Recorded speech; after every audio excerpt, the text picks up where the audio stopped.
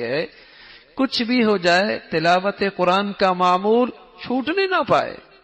اور تیسری چیز میرے عزیزو، اپنی ذات سے کوشش کریں میری ذات سے کسی کو تکلیف نہ ہو، میری ذات سے کسی کے ساتھ ناانصافی نہ ہو، کسی کی حق تلفی نہ ہو۔ یہ آخری درجے کا اخلاق ہے، آخری درجے کا اخلاق۔